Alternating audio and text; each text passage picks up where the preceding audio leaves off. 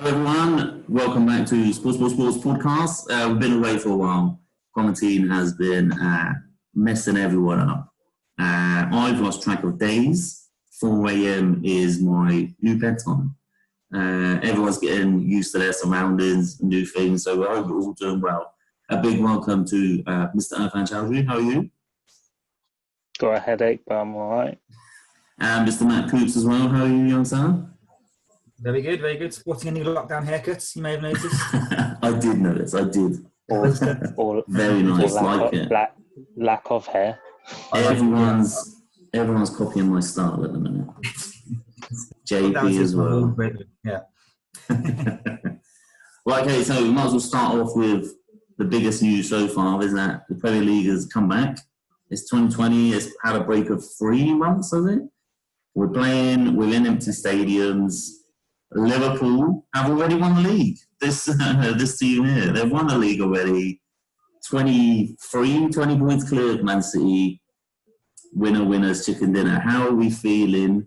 Let's talk about the Premier League as it is at the minute. Matt, how are you feeling about how it's going with the new surroundings? No crowds. Do you think it's affecting the teams? Do you think it would have played out differently if there was a crowd there? How are you feeling about it in general? Yeah, as a Villa fan, I'm going to say it's definitely making the impact because, let's be honest, Villa aren't a good team at the moment. But the fan base is massive, passionate, and the whole team is a 12th man when you go to Villa Park. They can make the players at the game.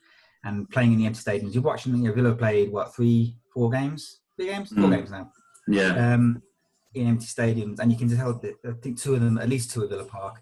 And you can tell there's no passion there. Then the teams aren't getting up to, the crowd aren't riling them up. Dean Smith, bless him, is not got enough to do that. So you're seeing the teams like that, the teams that rely on that kind of, Everton as well. I think watching Everton, they were similar as well. No get up and go when they needed it, because the fans do that at the end of the day. As a player, you want to be in front of your fans and people screaming you want, and that takes you to another level sometimes. So it's disappointing that it's not been able to do that. And yeah, you can see it in some of the performances. I mean, some of the teams where the quality is there, like your Liverpools, like your Man Cities, Arsenal sometimes, they've got moments of brilliance, moments of still being able to do what they always used to do before. Yeah. But, you can definitely see it's a weird experience watching at the moment. Yeah, definitely. Would you say, Chowdhury, what are you feeling about how the Premier League started? Enjoying it? Yeah, I'm happy it's back, but you can tell that they're lethargic with the way they're playing. Like a team like Arsenal normally comes out all guns blazing.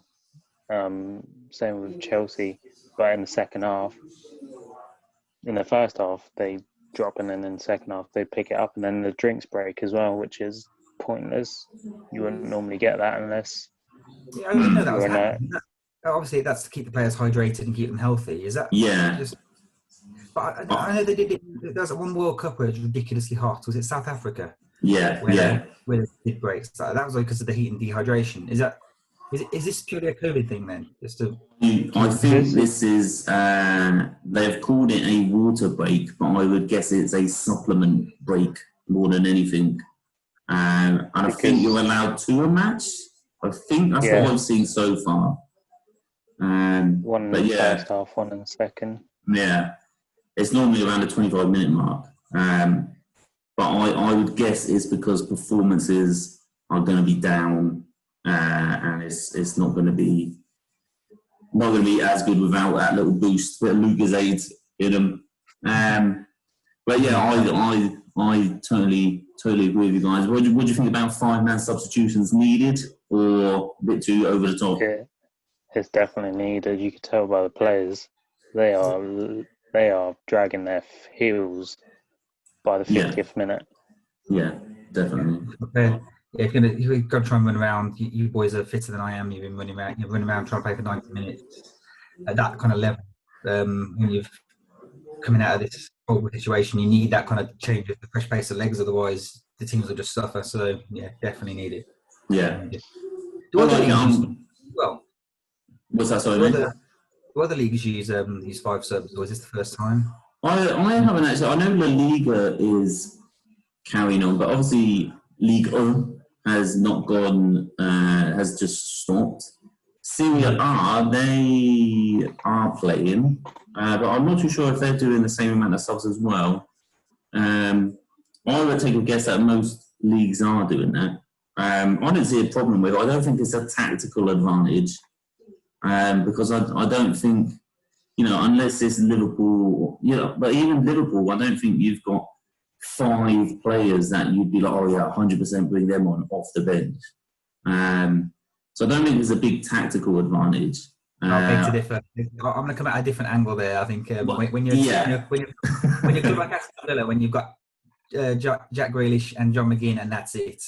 Yeah, of course. Yeah. So, I'll tell you what, if Villa go down, I hope Arsenal sign Mings. yeah, he got some. I think he's actually been worse since he got the England cap. Since he actually got awarded for his efforts, he's got a bit lazy. But he's a good central defender. And if Villa do go down, he deserves another crack at the Premier League. So I think, him and Jack Grealish are carrying that team at the minute. I saw a stat that Jack Grealish is the most fouled player in the Premier League. But don't say it too loudly. People don't like that stat. And I watched. Who did they play the other day? Was it? I can't remember who it was. Probably, I think it was the Chelsea game. He was getting mullered, absolutely mullered every time he got the ball. He is a good talent. I do wish him. Well, I do hope that he gets. Well, I don't know. See, I think he deserves a good chance, but then I also like players that stay with their team and help them crack on. It'll be hard. Definitely. Yeah. Jack like that though, is he? We'll have to wait and see. It depends. Villa can't turn down a lot of money, though, can they? If there's someone comes in with 50 mil, 60 mil, because he's English as well, it's going to be hard for Villa to turn that down. A couple of years with 24 million about 2-3 years ago, we turned that down. So who knows? Yeah. 50 might be too much. 50 might be too much to say no to. But yeah, I'm happy that sport is back. I know that footballers are just human beings like us as well, but I think they've got the money to be able to have these social bubbles, team bubbles, and I don't know if it's harsh of me to say, but if you're getting paid millions of pounds a year and you got to spend, a month and a half to finish a season, I don't know. I don't know if it's a bit selfish of me, but I think that's you're getting paid a lot of money for it. Do you know what I mean? So, but I do understand that they're just human beings at the end of the day. I know Troy Deeney wasn't particularly happy about playing, but I think they've done the right things. Not letting any crowd, even press conferences are now done via Zoom, so I think they're doing the right thing, and it's working. It's working as well, which is what we wanted. Yeah, I feel like if yesterday's match with Arsenal and Sheffield, because it's the quarterfinals of a FA Cup, that stadium would have been rocking, and we would have lost that game. Yeah, I do think Matt's thing about the fans being the 12th man is definitely something that applies, especially to the lower teams. But even if you look at the Liverpool-Everton game, Everton had probably one chance, I think, at the end, but that was pretty much it. But if normally a Liverpool-Everton game is massive, there's yellow cards everywhere, people going through it because the fans are driving them on, and it was a 0-0, pretty conservative. Liverpool laid back, first came back, just took the point really. So yeah, I'm happy it's back. Talking of Liverpool, Jurgen Klopp is kind of the first Liverpool manager to win a league for us.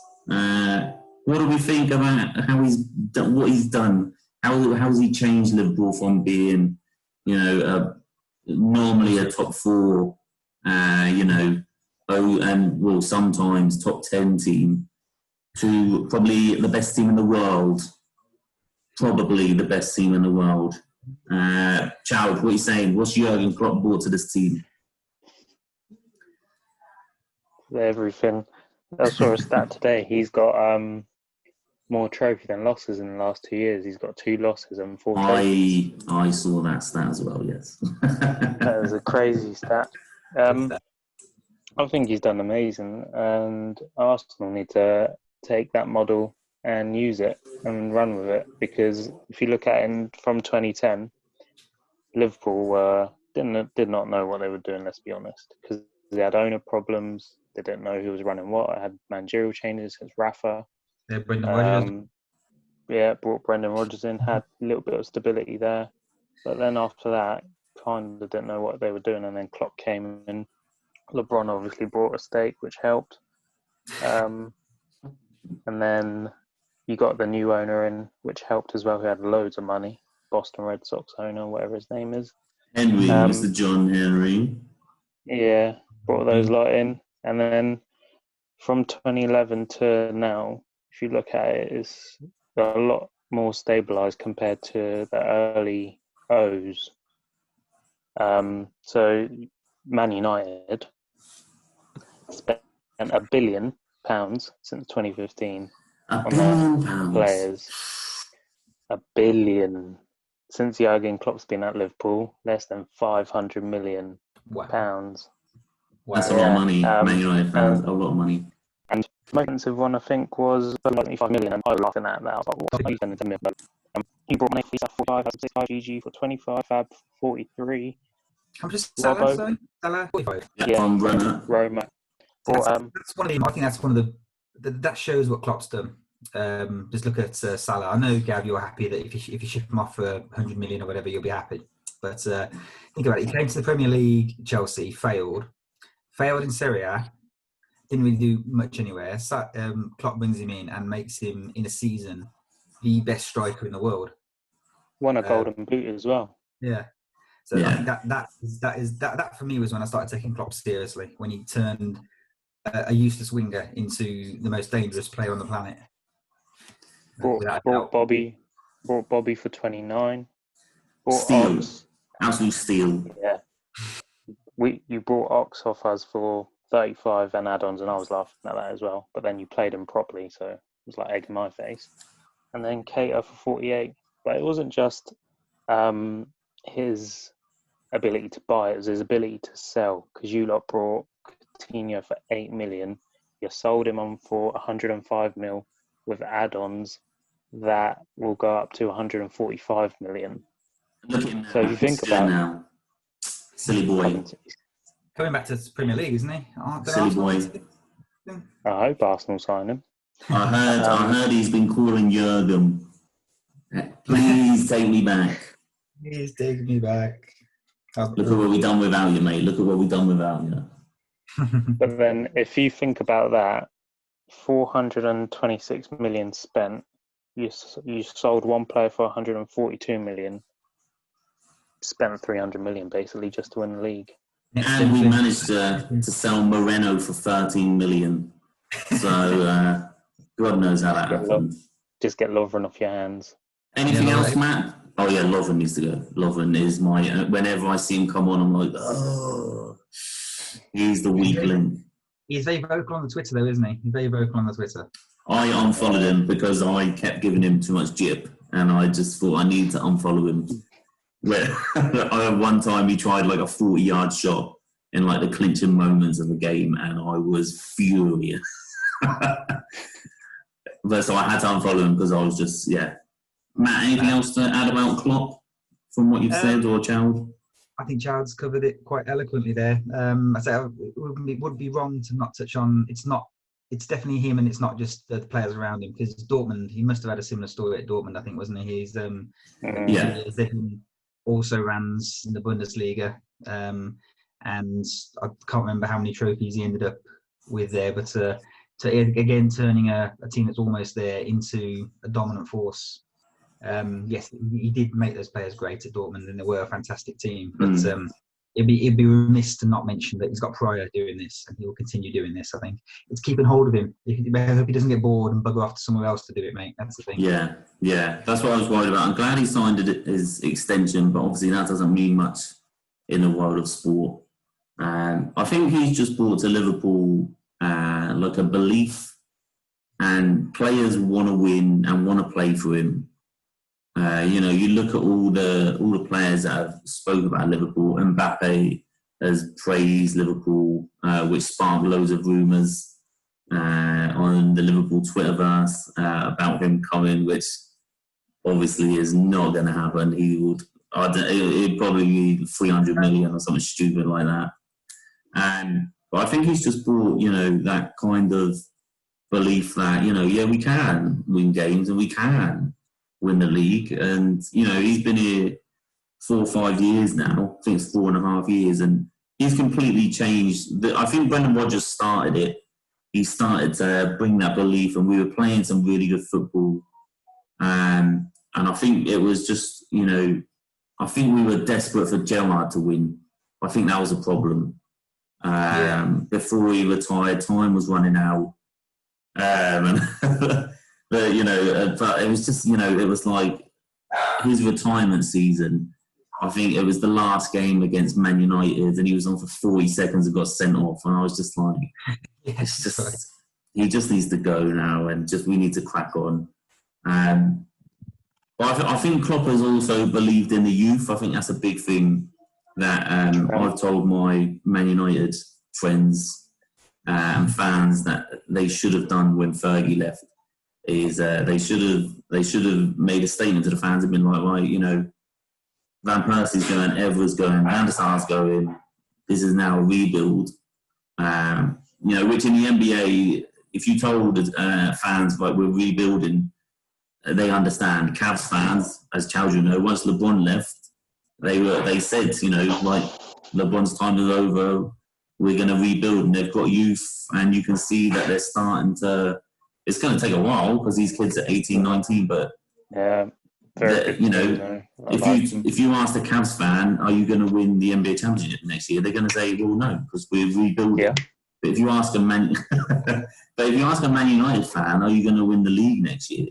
Their automatic answer has to be yes, because of all the years of Fergie and all the promises from the board and the governors and everything and managers saying that, we belong at the top. We're the, most well-known club in the world. But they don't believe, they got Mourinho messed them up, I think. Got rid of Lukaku and, Pogba, and then brought him again for a stupid amount of money. Whereas Klopp is... Isn't it? It's a win now league still for those clubs. There's no such thing. As I said, since I've got more into American sports recently, you can teams that they accept doing rebuild. As you say, the basketball. You see it in the NFL as well with the Browns were doing it up until recently. Dolphins must be in full-on rebuild mode right now. Oh yeah. But it doesn't seem to be a thing that's quite popular to say in the Premier League. They don't do that kind of thing. They don't do rebuild, and maybe they should. Yeah, I was 100% think they should. And when Klopp come in, in his first meeting, he said, you've got to give me time. It's not a change around thing, but he's done it in 4 years. When Fergie left, was it 10 years ago? Was they Man United haven't been anything for 10 years now. Because they keep spending, as Chowdhury said, they keep spending a stupid amount of money. He spent 70 million on Di Maria, who played for like one season. They're just doing stupid stuff. Whereas Klopp has gone, let's play this, 17-year-old Trent Alexander. Let's see what he's like. Play decent. Let's keep him in the team. Who's that kid for you lot with the ponytail? Harvey Elliott. Him. I like him. He's 16. And Klopp's like, bring him in. And he's got minutes now. Andy Robertson, he's, we bought him for 10 million. People are saying he's the best left back in the world now. But I think it's, I don't think Klopp is. You wouldn't say Klopp is a tactician. You'd say Rafa built the team this way. You'd say Rodgers was a pass first play, coach. But I think with Klopp, it's just people just want to play for him and they want to win. And after every match, he's like, and hugging them, and the passion that comes from him is, when I'm watching him, I'm, amped up and wanting to die for him. And, but even Gemma, my missus, is saying, that she loves Klopp just because of who he is and what he's like. And I think he's just, I think he's also realistic. Jordan Henderson said in an interview the other day, he's like, we want to win for him, and he knows what to say at the right times. He knows when to give you support, but he knows when to give you a bollocking. He knows that, that you have potential. I think he's got belief in players. Like you said, Salah's come back into the Premier League and dominated. Firmino was really a no one, and not many people talk about him apart from the elites. Gary Lineker was always on about him. He's such, they're like, he hasn't scored much. I think he does more. If you watch him play, he's it's a subtle touch, isn't it? Yeah, just that little pass here. Mane has been absolutely fantastic. And for 40 million is now worth over 100 mil easy. But it's like Matt said. Sorry, mate? I think you touch on it there. It's the coaching style, because you think about it, you can relate to this because we coached as well. We're both football coaches, and every coach and every tactic is pretty much the same. Coaches know what you're going to do, but at the end of the day, it's the way you treat your players and treat your staff, and the way you create an atmosphere. Mourinho's atmosphere is a lot different to Klopp's. You heard it. I was listening to Jordan Henderson the other day. He was like, Klopp gets everyone involved, from the cleaners, kitchen staff, to the coaches, to the players. And then you look at Mourinho with the way he deals with stuff. It's just his coaches and his players. It's the same with Pep. Pep, on that Amazon Prime show, you see everyone getting involved. And that's the way you build successful teams. Yeah. I think, like Matt said, we've just got to make sure that we keep hold of not just Klopp, but our players. I think Mane is going to have a lot of interest from Madrid and Barca. Benzema, I think Benzema's going, is he, this season? Or he probably should be. I think he might be staying with the way he's playing. See him last night? Yeah. But I think Mane and Salah they make a difference when they're on the pitch. And Klopp was on Monday Night Football start of the season, last season, can't remember when it was, and they were asking him about his tactics, and they were like, where do you play them? Firmino, Mane and Salah, what'd you say to him? And he's like, I don't. He's like, I just let them there. I don't have a position. Those three just run around, and it works. And me and Child started to do that when we were coaching with two of the kids were amazing that we had. We had two amazing kids. They went to tournaments in Spain and whatever. Honestly, the best two young people I've ever coached. I had them when they were little, and then Gav taught them from year 5 and 6. And then they went on. And we just, they were really positionless, because we were just like, right, just get in there, and we made sure they were giving positive, stuff over to the players, and they took control. Amped players up, made the ball move around. But Klopp is amazing. I think what he's done to Liverpool is... You can also see the leadership in one of them, the fancy footwork. Yeah. In one of them coming 100%, out. I think you know which one I'm on about. Yeah. His leadership was coming out in his last year. But I think that's all you need. And Klopp, if you look at, Sean Dyche for Burnley have done fantastic since they've been in the Premiership. And you wouldn't even think, but I think Sean Dyche is, again, he's not tactically, but I think his personality and, people want to play for him. And then you look at Steve Bruce, and it's like, if I was a player and knew that my manager was Steve Bruce, I'd just be like, mate, what? Come on. But yeah, Klopp, I love Klopp, as you can probably tell from me talking about him for too long. Speaking of Burnley, they played some amazing football tonight. I was just watching before we come on here. They're really good. They're doing really well. They kept the ball for about 4 or 5 minutes straight. I was like, whoa. And that was with full pressure being applied to them. They're 8th in the table now. I think people need to, people are starting to get rid of that Barcelona tiki-taka football. We all need to play like Barcelona. And people are like, well, maybe we should play our own way. And Klopp is, no one, I don't think, plays like Klopp. No, I don't want to upgrade, thank you. Thing with Klopp is, last year, you know what they were going to do. They were going to start off on the left, attack with Mane, go through the middle with Salah in the first 20 minutes. And you knew what they were going to do, but you couldn't stop it because of the pace and power of Mane, Firmino and Salah.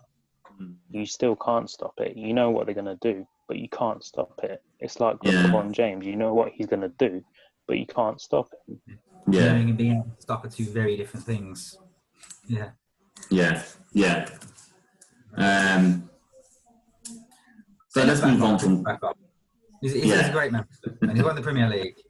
And you're currently still the champions of Europe as well, as people pointed out. Yes. I saw some Man United fans getting quite stroppy on Twitter saying, no, not because they got knocked out earlier. Well, who won it then? Who's currently holding the trophy? Liverpool. Yes, there's a lot of Man United fans not happy at the minute, which I'm loving, which is great. But Man City, obviously, the closest team to Liverpool, but 20 points behind. Matt, what have the teams got to do to catch up to Liverpool next season? It's going to be spend, isn't it? I mean, I think we spoke before we came on. Chelsea, they've had their transfer ban for a while, so they've been doing really well with youth. They kept Tammy Abraham, which I've got to because I wanted to keep him. And they've done fantastically well. But now the shackles are off. They're linked to David Alaba. They were linked to, and striker from Werder Bremen, who's also linked to Liverpool. I can't remember his name at the moment. But I think they're going to spend a lot of money, and they're going to be challenging. City will, they'll just spend money. They'll spend money again. I can't think what teams are going to have to do, because watching them, 20 points is a massive step, and style-wise,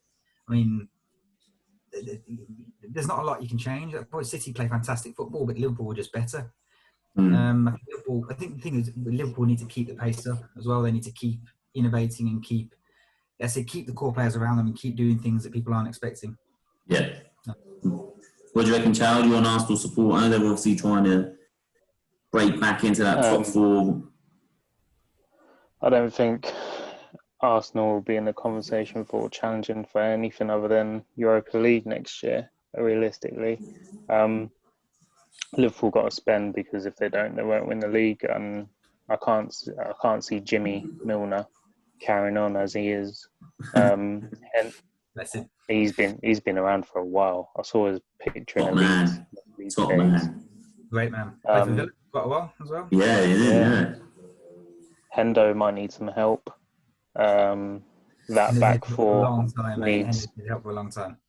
That back four is going to need reinforcing with love. I think we probably need. The thing is, though, is that with Van Dijk and Matip, and the wing backs there, I think we're sorted.